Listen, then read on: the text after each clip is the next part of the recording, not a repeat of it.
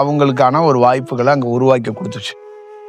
அப்போ அதுக்கப்புறம் ஒரு ஒரு 15 நிமிஷம் கழிச்சு திருப்பியும் அங்கே இருக்கிறவங்க அத்தனை பேர்த்துக்கும் திருப்பியும் ஆன்ம விடுதலை கொடுக்கறதுக்கு இன்னொரு வாய்ப்பு உருவாகும் போது அப்புறம் அதே செயலில் யாரெல்லாம் அங்கே அந்த கரூர் அந்த இன்சிடெண்ட்டில் தவறி இருந்தாங்களோ அவங்களுக்கு அந்த ஆன்ம விடுதலையும் நம்ம கொடுத்தோம்.